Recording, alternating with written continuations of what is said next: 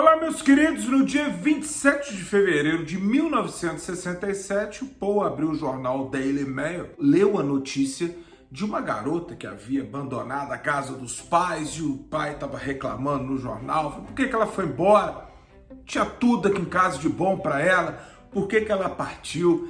Então Paul, ele pensou, vou escrever uma música sobre isso, como se fosse um musical. Eu vou contar tudinho para vocês hoje, a história da garota de She's Living Home, a qual o Paul já conhecera lá em 1963. Mais uma daquelas coincidências loucas que só a história dos Beatles tem. Vou contar tudo para vocês. Meu nome é João Moura, essa é Beatles School. Vamos lá.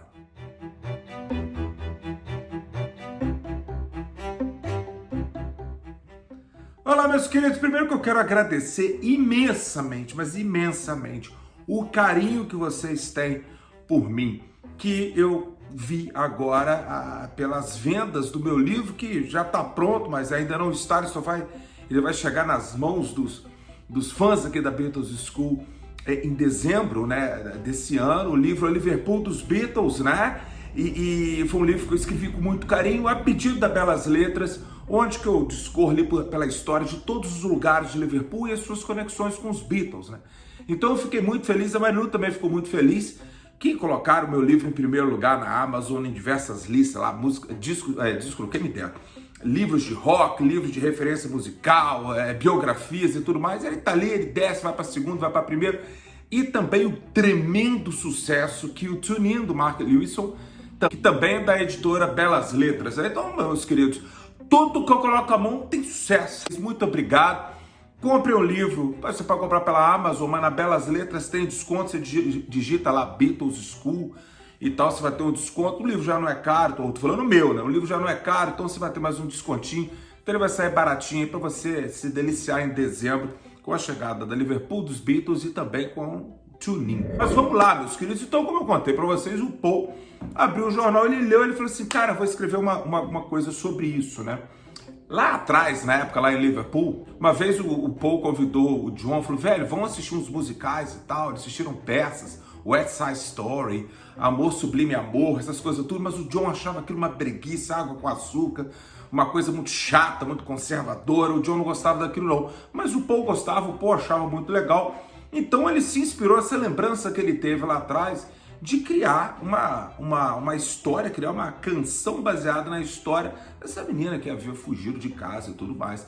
E é engraçado que pelo recorte do jornal, lá pela reportagem, né, as pessoas ficaram com pena, porque o pai reclama, né? Pô, por que ela foi embora? A gente tinha tudo aqui e tal, para dar para ela e tal, mas a menina estava querendo a felicidade dela, ela foi atrás de um amor, ela fugiu com um homem doido lá qualquer e tudo mais. Então o Paul começou a fazer a música. Então, quando ele a terminou, ele falou assim, cara, essa música é bem no estilo Yesterday e Eleanor Rigby, não é uma música que eu vou tocar com os Beatles. É uma música muito McCartney mesmo.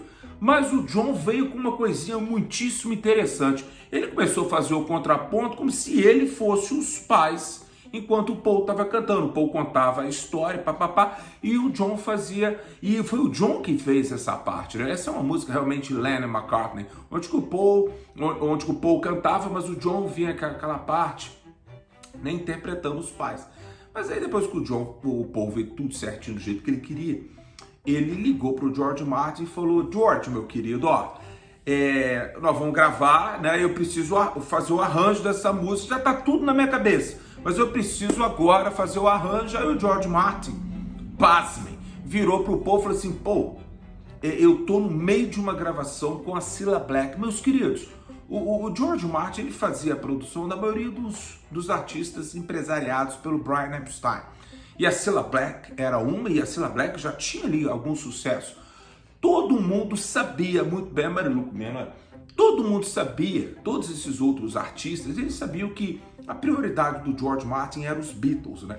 Mas ele mesmo falou que naquele momento ali, ele não podia largar a Cilla Black da mão. Então ele falou com o Paul, Paul, eu não vou poder ir com você agora para poder fazer o arranjo dessas músicas. O Paul, o quê? Ah, meus queridos, o Paul virou e falou, já que você não pode, tchau, eu vou procurar outra pessoa. Então o Paul procurou o Mike Linder, né? Que aí eu pediu para ele, falou, você poderia fazer o arranjo dessa música para mim? Paul sentou com ele E o homem foi, passou um tempinho ali, ele conseguiu construir tudo mais. Então o Paul estava com os arranjos, tudo pronto ali para um noneto de cordas, né? Você vê que ele foi subindo, tinha um quarteto, em Yesterday tinha um octeto, e Eleanor Rigby tinha um noneto em She's Living Home, né? Mas aí o Paul chega pro George Martin, e o George Martin ficou chateadíssimo. Porque ele falou, porra, cara, foi um dia que eu pedi para você, né, e tal. George Martin confessa num maravilhoso livro, Paz, Amor e Sgt. Pepper, que eu indico para quem é fã de Beatles e fã dessa época dos Beatles, um livro maravilhoso, que é o livro do George Martin. Né? Então ele conta que muito tempo o Paul falou assim, mas eu não entendi porque que você ficou chateado e tal. Aí o George Martin falou, pô, eu gostava muito dessa música e tal. E geralmente as pessoas ao longo de sua carreira viravam pro George Martin e falavam assim, pô, The Long and Winding Road, né? I'm Mine, que não ficou legal, né? Aquele arranjo ali e tal. Mas She's Living Home ficou e o George Martin passou o restante de sua vida com as pessoas o parabenizando por uma coisa que ele não tinha feito. Mas no dia da gravação era o George Martin mesmo e tal, e foi apenas o John e o Paul. George Martin chegou com esse noneto de corda, ele pegou essa pequena orquestra e tinha uma arpista chamada Sheila Bromberg, que morreu ano passado, fez um vídeo muito bacana, eu só não lembro qual o nome, onde que eu pedi um amigo meu, Thales, que é um arpista muito bom aqui de Minas Gerais, ele tocou a harpa ali, fazendo a parte de She's Living Home, e foi a primeira mulher a participar de um disco dos Beatles, a segunda mulher seria Yoko Ono. Então eles gravaram ali mais ou menos 8 takes, se eu não me engano, mas acabou ficando o take 1 como o take que ficou legal, então eu podia gravar em 8 canais e tal. Então o George Martin deixou ali 2 canais ali para poder brincar com os vocais do John e do Paul. Né?